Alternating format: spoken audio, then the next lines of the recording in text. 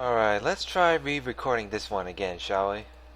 Because the last time I was 21 minutes in and then all of a sudden my game freaking froze on me, god damn it. I was getting to the good part. Oh, whatever. At least my throat is much better. After filling my stomach with fried rice, I ordered the IU jelly, a sweet and sour gelatinous dish. It was unusual to see this dessert around here, but it was definitely delicious, if a little expensive. Since today was a cursed day, I thought that it might be just the exorcism I needed. You've got the money, right? The woman doubted me after I made my order, but of course I had enough money to have a regular meal. You could rent a cheap apartment for 400 mules a month, so I could live on my own pretty easily. The reason I actually couldn't was because there weren't any places a minor with no guarantor could rent. I heard that on Earth people in my situation were sometimes able to make it happen. Unfortunately, lunar cities were only accessible via orbital elevator, and so everyone's identity was known. If I went to rent a house, they'd immediately run my fingerprints and an iris scan and then contact my parents. I could tell. Unless you were an extraterrestrial, if you're on the moon, they know who you are and where you came from. Have I ever stiffed you? Just because you paid in the past doesn't mean that you're sure to pay next time. And anyway, you ran away from home, right? You need to take better care of your money. I felt a strange sense of comfort in the fact that her lecture wasn't about my running away itself, and overall, I agree with the idea that people should take care of their money. You don't have to tell me that. Oh, really? The woman shrugged, then carried the IU jelly from the counter where it just appeared. It was hard to argue with her since I was, in fact, wasting money here, but I was confident that I had more money than anyone else my age. What's more, I never got on a wild spending spree before. The magic of compound interest made the world go round.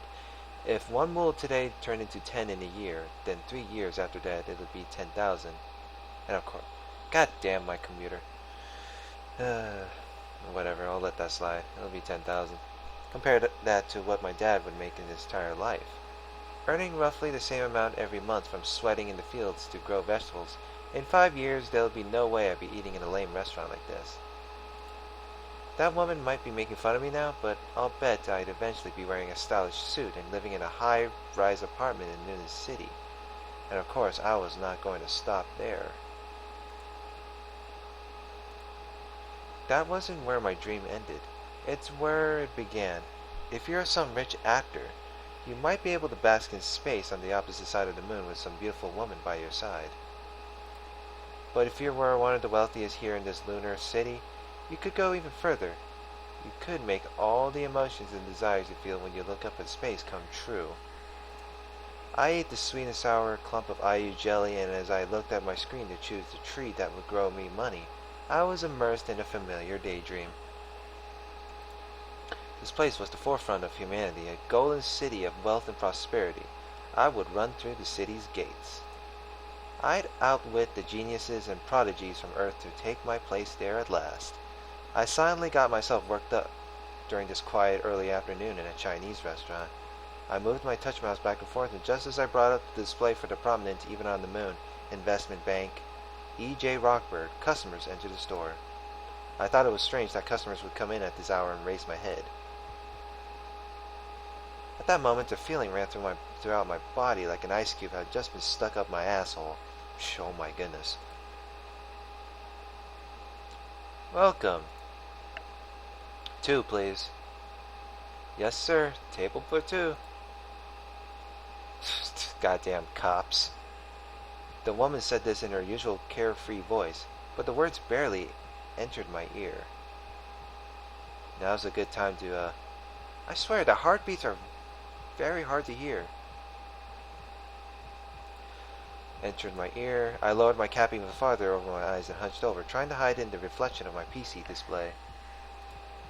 Looking at their clothes, it was unmistakable. The pair who had just arrived at the table on the other side of the restaurant were police officers on patrol.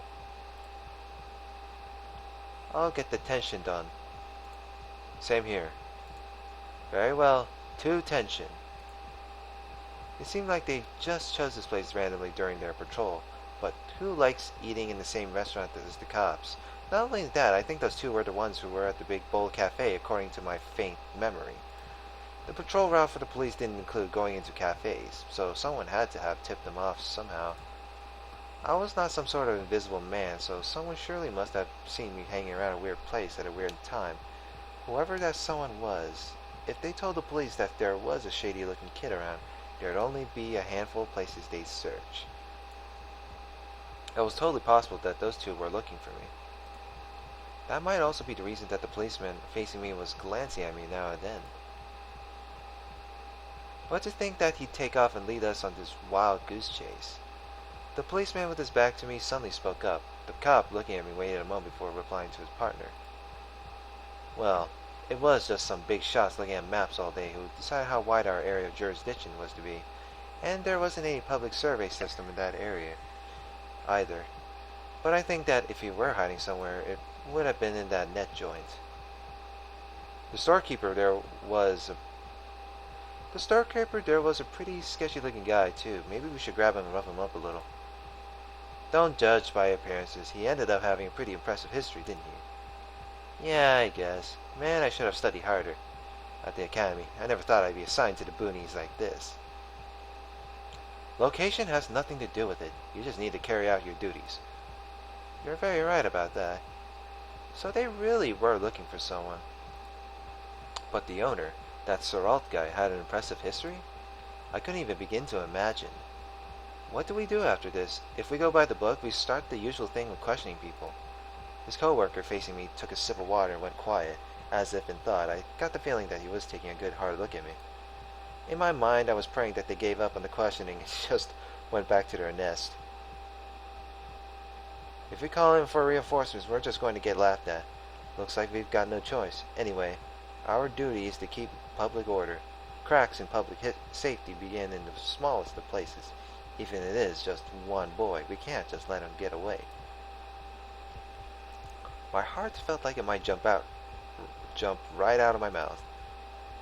Now there was no mistake. They were tipped off by someone and were out looking for me. Lunar cities were nuts about keeping public order. Even in the Red Valley, where suspicious guys wandered the streets, there was not even the faintest trace of any real danger. It was just a degenerate, pleasure-seeking town. Everyone knew just how risky committing an act of physical violence was in a place this small. After all, if you were deported by the Residential Management Court, there would be no question that you'd never be able to come back. The only people exempt from that form of punishment were people who were born on the moon. Even then, if you committed second-degree murder or worse, it was not so certain. Oh no, you'll be in prison and on death row. Of course, I wouldn't be subject to the penal code just because I ran away from home. But the overall zeal for maintaining public order would mean that I'd be sent back home. After that, I'd probably be forced to report to a local facility every day until I became an adult. While that happened, I'd grow further and further away from the front line of the world, and would eventually be swallowed up by the masses. I fixed my darting eyes on my hands and thought desperately. How should I escape from here? If I grabbed my PC and ran, the plug would get in the way.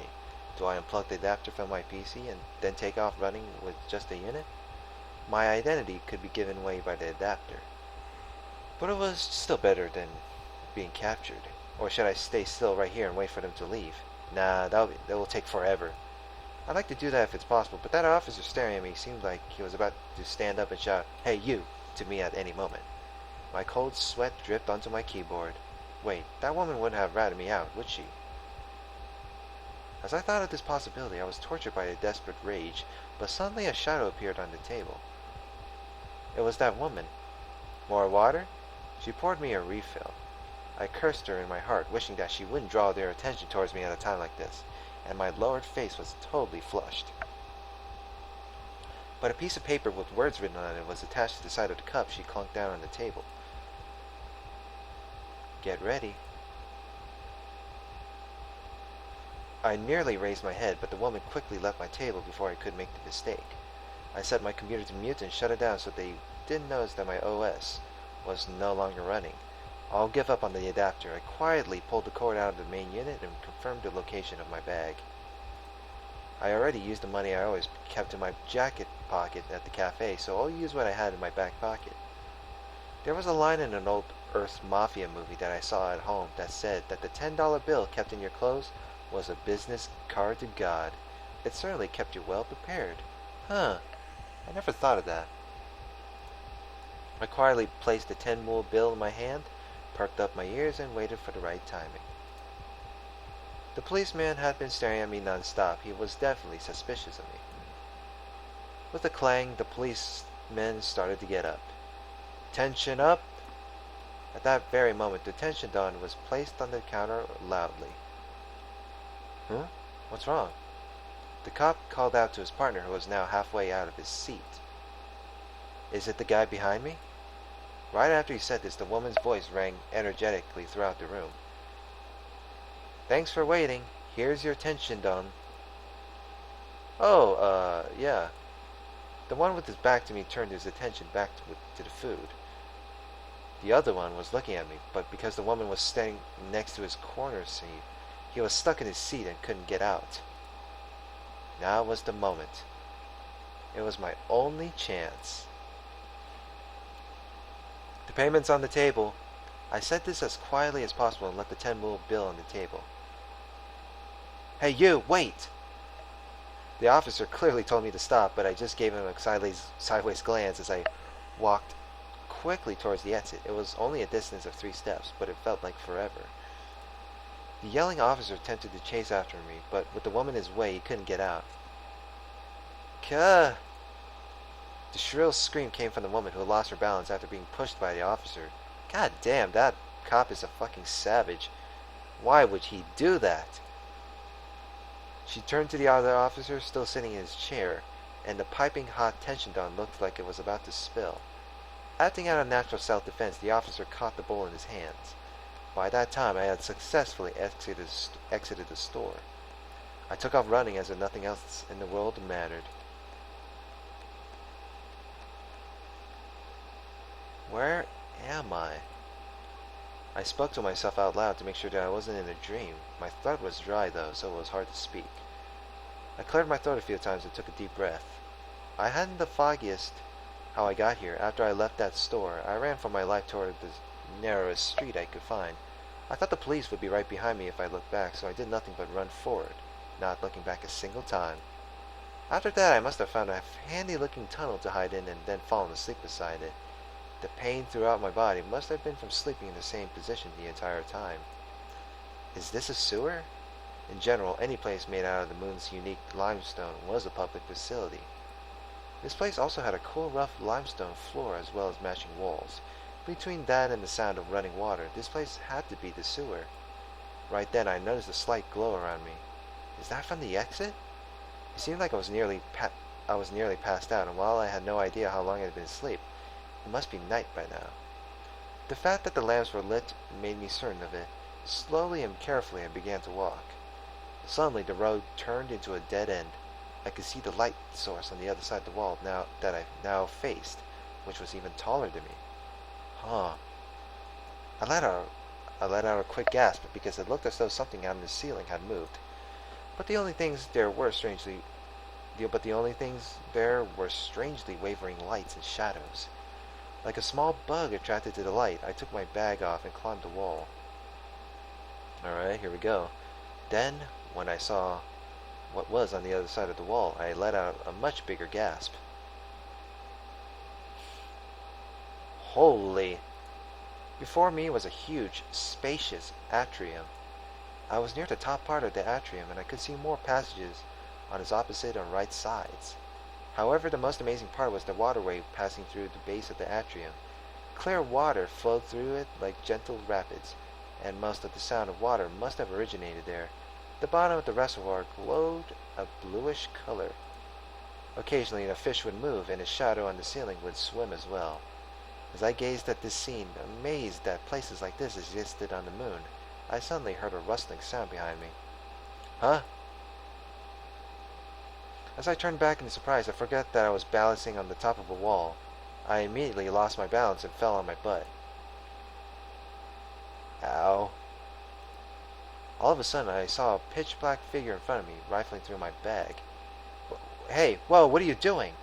Not only had my life's wages and labor gone into that payee, but it also carried the 1 billion mule dream that I knew I was going to make a reality. My body moved before I even had time to think, and I tackled the figure. I threw myself at the shadow, covering his face with my left hand and aiming for his throat with my right. It was a technique that an immigrant from Earth taught me when I was growing up in a village full of muscleheads.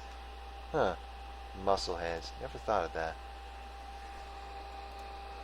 It was an incredibly effective technique, and it had to be. It was used by someone who came from a place where a failed government was replaced by military forces who had seized the UN food supplies to be used as aid and would toss it around as if they were feeding animals. Because I was looking at the light coming from the waterway, my eyes still weren't used to the darkness. The passage was narrow though, so I couldn't miss. Can I just make the text speed a little bit more fast? So I couldn't miss. Not only that, but my opponent was way weaker than I had thought, tumbling over as soon as I connected. Right at that moment, I saw a small plank-like object fall onto the floor. The glowing object looked like it could be some sort of computer terminal. However, I was too busy thinking about punishing this idiot who was searching through my bag. On top of the bastard's body, who was either not resisting or too surprised to, I kept my grip on the throat and balled my other hand into the tightest fist I could make. Die! I froze, my fist still overhead. Huh? I raised my fist and was about to drop my iron hammer of fury. I began to speak. A woman? Right then my vision went dark. I only realized that I had been punched in the nose after I was woken up by being shoved on the chest into the side wall of the passage, hitting me out of nowhere. What's wrong with you? The pitch black shadow, or rather, the pitch black woman, began to speak. Black hair, black eyes, black clothes, black skirt, and black shoes. Her ankles peeking out from the hem of her skirt were black too. Even her stockings were black? Hey, nothing wrong with the color of black. There's nothing wrong with that. It's a good style of a dark color. Dressed in black from top to bottom, her white face seemed to float in the darkness. She stared at me with her thin black eyes as if she was staring at a bug. It doesn't look like black-colored eyes to me. It looks like it's a bit of a velvet color. My head was seething, both from the shock of being punched and my anger at the outrageous situation. What the hell? You're the one who was going through my bag. What's wrong with you? That's not true. What would you do if this broke? The girl looked around, then, while still sitting, she reached out her arms and grabbed the plank-like device that fell earlier. She brushed away the dirt and began to use it, probably to see if it still worked. But anyway, what kind of mentality would lead someone to verbally attack me after hitting me? This is why I hated women. First of all, what the fuck? Oh, this main guy is a fucking dick for saying that. Fuck you. Whatever. I'm just doing this because I was asked to. Why do I have to be subjected to this? She seemed to mutter this to herself. Disheveled from the fall, she gathered her long black hair into a bundle of darkness in one hand and straightened it neatly in an instant. It looked like a cable harness. Found him. Hurry up and get here. I'm in the side passage on the top level. Still seated, the girl began to talk. That thing might also work as a communication device. Who in the world is she? Was she searching for me, or was she interested in what I was carrying? If that were the case, then I wouldn't hold back. Thankfully, I was in a dark, deserted, and hard-to-see place.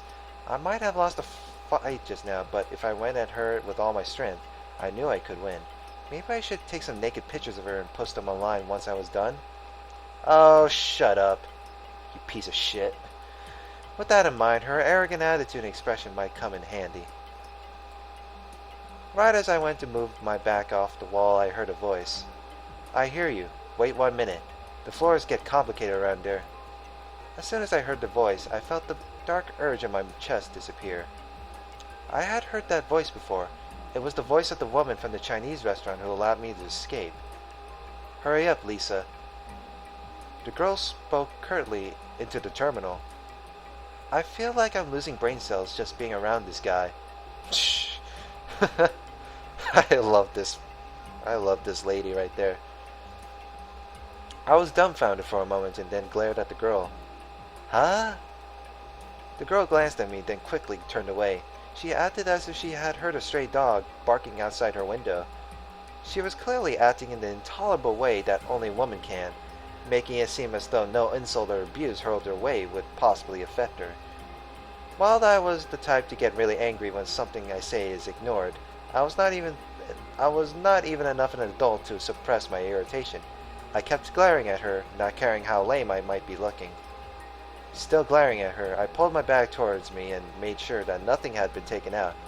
Nothing seemed wrong. Only there seemed to be something like a piece of dried macaroni at the bottom of my bag.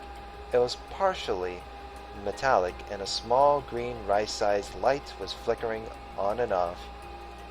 Around the time that I figured out that it was a homing device, much like one you use on a pet dog, I heard footsteps from the other side of the passage. The woman who appeared shortly after was unmistakably the one from the Chinese restaurant. While she was irritating, she also saved me. Why would you call it irritating? No shit, she saved you. You dumb... Oh my gosh.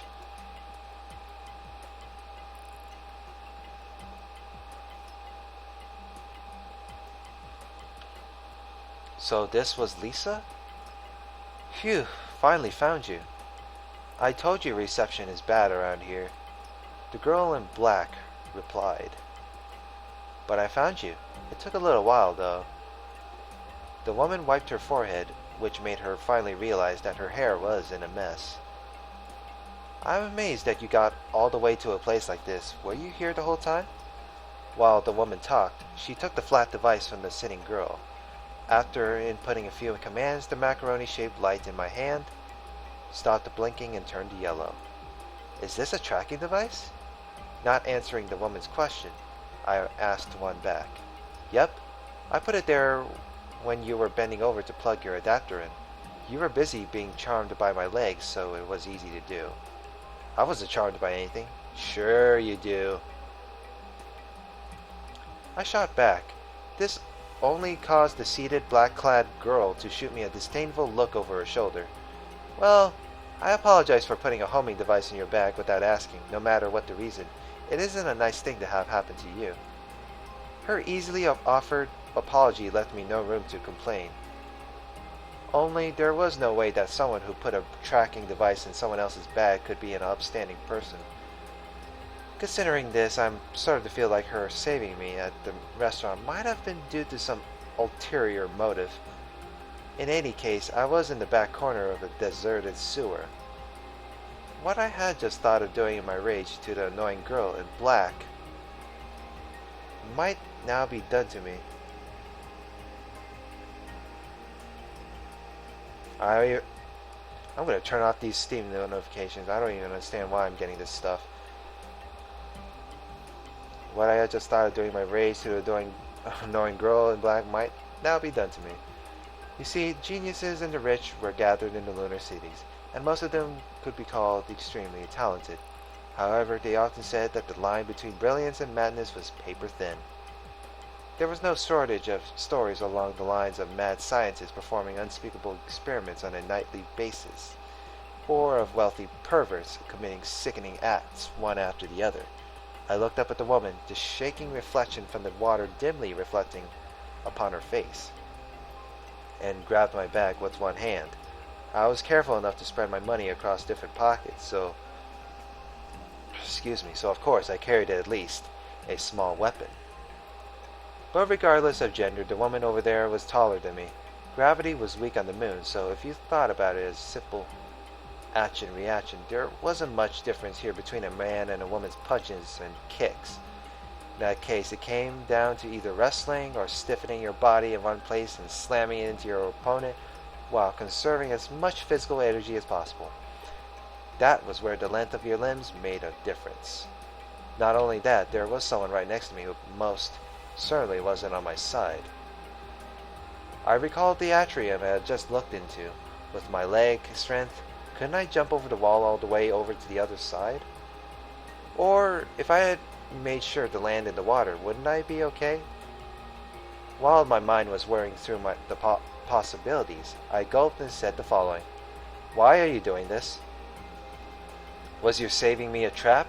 I wasn't sure if I should say that much, but before I could make a decision, the woman spoke first. The woman smiled as if she was stumped and bent her head to the side. She then continued. For fun? My back stiffened with a shudder. I had the feeling that I was going to be killed. You've got to be kidding me. I still had dreams, and I'd just barely gotten to the starting line. I stood up and suddenly put all my strength into my thigh muscles. She spoke right as my body began to fly up. But I mean, you wouldn't want to get falsely arrested, right? Unable to drain all of the strength in my thighs, my body floated as I hopped lightly backwards. She was about to kick her or something. What the hell? With a slow, gentle trajectory, my back tapped against the wall. Wait, wrongly arrested? That's right. Those two officers were chasing after a boy, age 15 to 17, height around 160 centimeters, slender, black hair, black eyes, Asian features, wearing a black backpack. But isn't that him? The girl in black replied to this description. That's what I thought too, but after talking to them some more, I realized that it was someone else.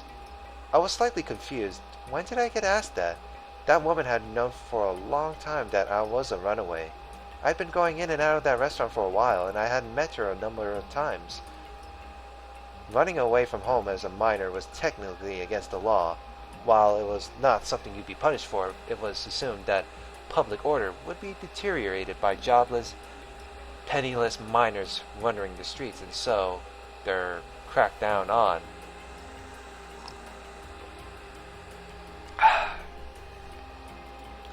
That's why the woman's words didn't make sense to me. Confused and with my back still against the wall, I heard the woman let out a small sigh and continued to talk. Those two officers weren't looking for just some runaway kid. They were after a thief. Thief? That's right. But well, considering his M.O. and the circumstances, I could see how someone like you could be a suspect. Hearing this, I was reminded of how persistent the woman was when it came to the most random things. And that's why you wouldn't stop asking me whether or not I had lunch? Exactly. The other day, someone stiffed a nearby restaurant on the bill. According to eyewitnesses, the suspect looked just like you as usual, but well, I didn't think that someone who would order IU jelly with a carefree, satisfied expression on his face right after gobbling up a crab fried rice would do something like that, you know? The woman giggled as she said this. Slightly miffed, I glared back at her. I wouldn't do something dirty like that over something like 10 mules. Of course not. I checked for Serault too. Oh, and I made sure to hold on to your change and your adapter. That made me feel a little relieved. The adapter was especially important. If you were smart enough, you could do just about anything with an electric appliance, so most purchases required showing personal identification. If my adapter were to get returned to the police as a lost article, they'd figure out my identity in a snap. I heard that on Earth, even a child could anonymously buy parts that could easily be made into a cutting-edge missile. Now that was a scary place. So, well, that's what's going on. You should come back to my place. I honestly could not understand what she was saying. What? Are you thinking of going back to that cafe? I asked Serault, and he said that 4 stern-looking guys are taking turns of patrolling the place. It was not a result that was hard to predict. Only if that's the case, then I'd be back to sleeping on the hard ground of some deserted area. To be honest, TBH, doing that took a big toll on my body. Not being able to get a calm night's sleep was the worst part about this police patrol. As far as getting sleep, the Big Bull Cafe had a roof and running water, and if you said that you wanted to pay the premium fee, you'd get the sense of security that came with knowing that you'd be alerted if something dangerous started to go down. The question was whether or not that's the reason to just jump on an invitation from some suspicious woman who put tracking devices in people's bags for fun. Even in stock trading, a too good to be true balance sheet was sometimes used to prime the pump right before a huge crash. I understand why you might be suspicious, but I just told you, right? It's like a hobby for me. The woman told me this as I remained doubtful. Bringing runaways like me into your home was your hobby? She's either a pervert with some bizarre hobbies, or could it be my charm? I think I basically know what you're thinking, but... The woman then laughed in amazement. Unfortunately for you, boys younger than me aren't my thing, unless they're holding giant, blood-soaked scissors. You say what? Well, then what? What are you after? Is it money? As soon as I said these words, the smile disappeared from the woman's eyes. Huh? Did she get mad just from that? While I had the feeling that I had already said a lot of other things that should have made her angry, I was still surprised that the sudden change. Watching my face, the woman must have realized the change in her own expression. Oh, well, I'm sorry. She spoke in a forced tone, then rubbed the area around her eyes gently with both hands. This completely disarmed and confused me. Not only that, I was faced with the grim reality of not having any place to go. The woman in front of me allowed me to escape from the restaurant, so in that sense, I owed her a lot. I then concluded that aside from the part about being a runaway, I did consider myself a decent human being. Sure, you are, so I should probably reply with something like this. If I do end up being a burden on you, I won't be able to pay much, you know? While I had realized that she wasn't especially interested in my money, I still had enough decency to feel bad about not paying someone who took care of me. That's why I said what I said, but would she understand? As I kept staring at the woman, she finally grinned and nodded. Of course, I'll take a little for food and other costs, but it should still be a lot better than wandering around outside. Oh, and... The woman continued. After all, I took care of Sorrel too. Huh? Nothing you should worry about, so what will you do? There's nothing else I could do. There was only one way I could answer. Thanks. You should be more honest and just say that from the beginning. The woman continued to smile as she said that, but I told her in my head to be more reasonable. Okay, then, let's go back. If it gets much later, I won't have a good excuse to give it to the police. Hearing the word police, I nodded, once again recognizing the precarious situation I was in. However, while both the woman and I tried to set off, there was someone who wouldn't budge an inch. It was the girl dressed in black. While I wasn't sure if she was listening to my conversation with the woman or not, she had an absent-minded look on her face. What are you doing? The woman asked. It was a very pertinent question. The girl, still not answering, turned her head and stared my way. Her utterly conceited expression immediately reminded me of the irritating argument I just had with her. What? I said this to her with a voice full of anger. I knew that my remark would be ignored or snubbed, but she was being so upsetting that it just came out that way. As I expected, the girl then turned away snootily, with all the annoying elegance of some sort of princess. Hagana, you're not trying to throw a tantrum like some child, are you? The woman used the name Hagana to refer to the girl. Still snootily turned away, the girl called Hagana gave no reply. With this, I was roughly able to guess what was going on. The woman inviting me to her house most likely meant that I would be living under the same roof as this obnoxious girl named Hagana. Naturally, I was upset that I'd been openly rejected by her, but taking a step back, I suppose I could understand how Hagana felt. This put me at a bit of a loss. Should I get angry or should I respond like an adult? Only this wasn't a time or place to dawdle. As I was about to say that I didn't mind even sleeping in the garden, she spoke first. I can't stand up. What? Hagana looked up at the woman who replied to her and continued. I can't put any strength into my hips. It's because he tackled me. Hagana looked at me as she said this. The woman looked at me. You tackled her? Really? I vaguely recalled something like this happening in kindergarten or elementary school. Teacher, so-and-so tackled someone or another. But I was not one to use violence without a reason. If the girl in black looked over in response to a sound and saw someone searching through her own bag, wouldn't she have done the right thing? I don't fucking know. Right as I went to say this, I'm faced with the fact that I tackled a delicate girl, and began to realize that I had done something that was hard to make an excuse for. Women were such unfair creatures. This guy has no fucking respect. Shut your fucking mouth. I cursed the black-clad and white-skinned Hagana as a shrewd tactician. I guess so. Wait, no, but, well, I can imagine the situation. In that case, in a fight, both parties are to blame. The woman said this, then pointed at Hagana.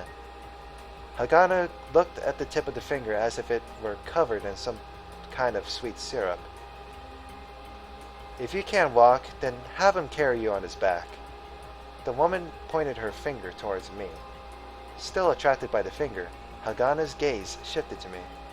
But wait, how is that punishment for the both of us? That doesn't make sense. Well, it's part of equality, you know. While I protested, the woman raised her eyebrow. Oh shit. The woman raised her eyebrows ever so slightly, as if to insist that I listen to her. That was blatant favoritism. I thought, after all, the person that she's saying has to be carried must also. I began to think, then realized. In a fight, both parties were to blame. Well, okay, that opinion could be agreeable. Okay, hurry up if you understand. This wasn't just any ordinary woman.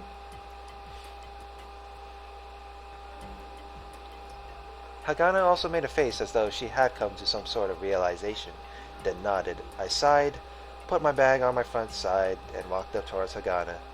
She was sitting down, so her face was in a somewhat erotic position.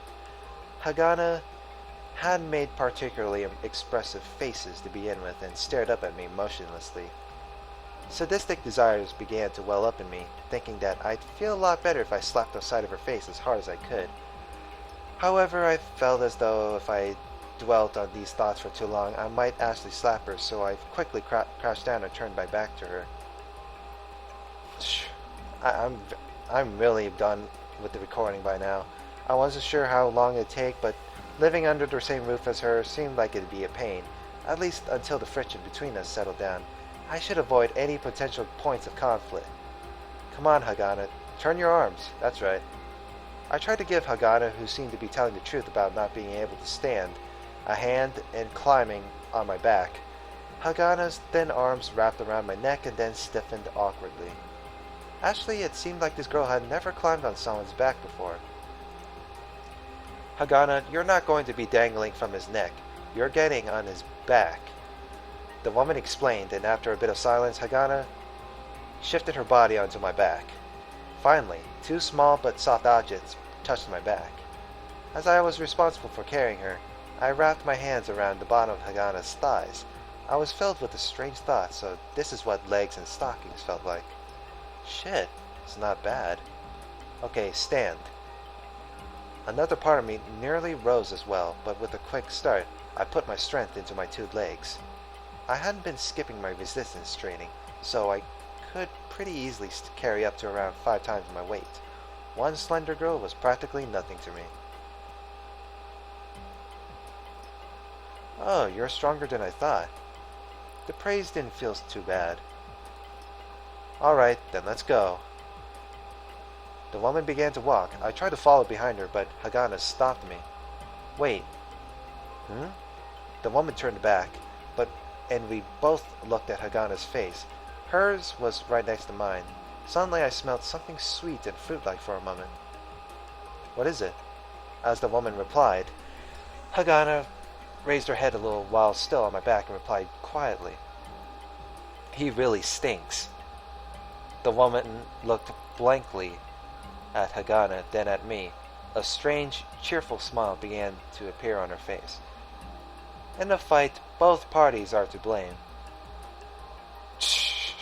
Wow. I'm going to make her bow down to me one day. At that moment, I added another item to my list of ambitions. Oh, fucking boy. Well, this is annoying. Ah, God damn it. Alright, save. Where do I return? Oh, I always keep forgetting. Okay, so that was there. Yeah, I think I'm done with this for now. So next part, let's see how walking back to the place goes. So like, comment, and subscribe, and see you guys later. Have a good one.